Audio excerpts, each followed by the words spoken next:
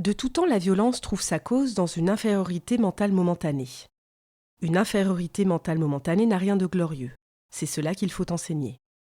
Et il faut également enseigner qu'une infériorité mentale momentanée est momentanée, qu'elle se répare rapidement dès lors qu'on comprend mieux pourquoi on est frustré et comment rendre les choses claires et précises, quitte à modifier certaines idées fausses.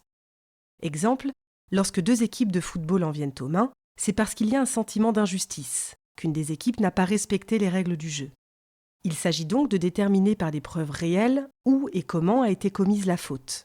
Bien sûr, lorsque la violence explose, c'est bien souvent parce qu'avant l'événement déclencheur, il y a eu d'autres accumulations de frustration, des petites fautes commises précédemment et non sanctionnées, ou la frustration de ne pas gagner le match alors que gagner représente le summum, une flatterie pour l'ego, des sommes d'argent supplémentaires, etc.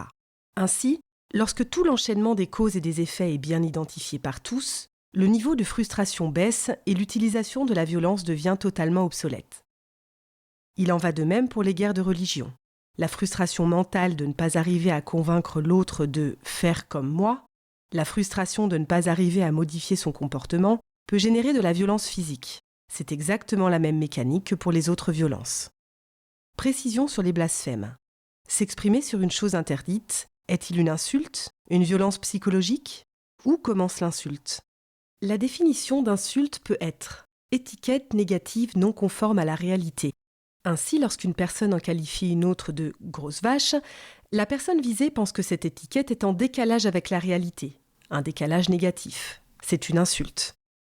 Mais que vaut la parole d'une personne qui dit n'importe quoi? Si quelqu'un vous dit « tu es nul parce que tu n'as pas de plumes sur les bras et que tu ne sais pas voler », que penser d'une telle personne? Si cette personne est folle, c'est-à-dire est en décalage important avec la réalité, c'est son problème et c'est à elle d'entreprendre les démarches pour se soigner. Il en va de même si une personne vous traite de connard, de prostituée, de voleur, etc. Ces paroles ne sont que du vent et n'en font pas une réalité.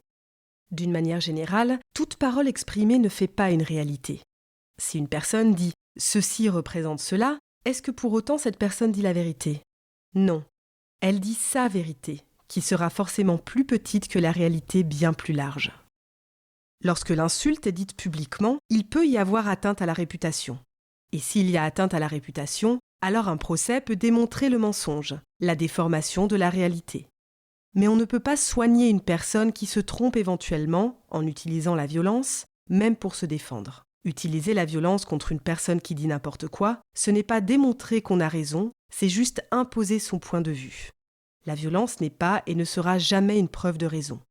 Idem lorsqu'on franchit un tabou et que cela peut engendrer une violence en retour. Un tabou est une zone sombre dans l'esprit, c'est une information mal définie que le cerveau pense devoir fuir. Le tabou est comme un caillou dans une chaussure. Respecter un tabou, se taire, donne l'impression de se protéger, donne l'impression d'assurer sa survie. Mais le tabou est comme une souffrance sur laquelle on n'arrive pas à mettre des mots dessus, de peur de déséquilibrer nos repères. Avoir un tabou, c'est avoir une faiblesse. La violence psychologique, ou plutôt la perturbation psychologique, est donc bien présente lorsqu'il y a insulte, tabou ou blasphème, et cela ne doit pas être méprisé. Mais encore une fois, cette perturbation est liée au fait qu'on veuille que sa vérité soit la réalité universelle. Or, la réalité universelle est faite de l'univers entier, pas d'une fraction de cet univers, que ce soit notre fraction de notre univers ou celle de la personne qui a des limites ou capacités différentes des nôtres. Il est primordial également de comprendre le paramètre sociétal. Dans une société basée sur la guerre économique, la violence est permanente. Et bien souvent, l'humain ne fait que répondre à son environnement. En étant dans un environnement violent, si vous n'êtes pas violent à votre tour, vous êtes ou avez le sentiment d'être faible, détruit, inférieur. Or, si un environnement économique est violent, peut-être que la solution est de changer cet environnement, cette organisation économique. Sinon, les mêmes causes produiront inlassablement les mêmes effets. En sortant d'un environnement violent, plus besoin d'utiliser la violence pour vivre. La violence des guerres peut également être liée à la frustration de ne pas avoir accès à ce dont on a besoin, que ce soit de l'eau, des ressources d'énergie, des matières premières ou des connaissances. Mais cette violence guerrière est souvent augmentée de manière artificielle.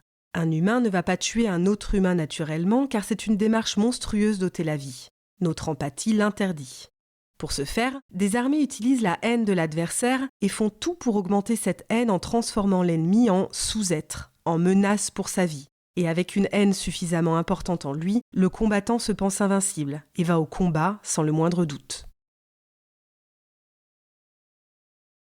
Nous l'avons vu précédemment, la violence étant une décharge d'énergie, il faut s'attaquer à la source de cette force qu'est la frustration mentale momentanée.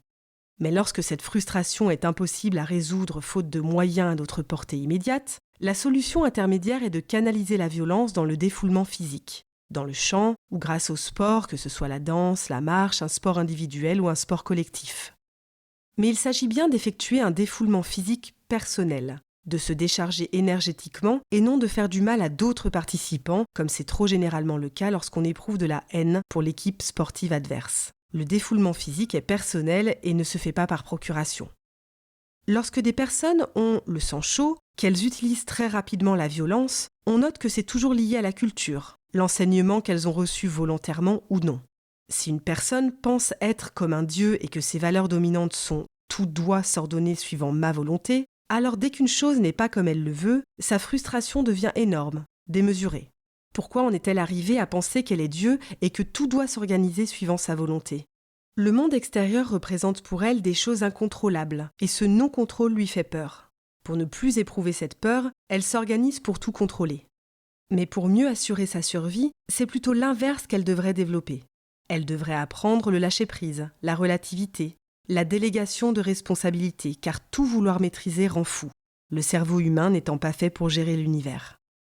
Comment changer ces valeurs dominantes qui lui font croire, à tort, qu'elle doit se comporter comme un dieu ?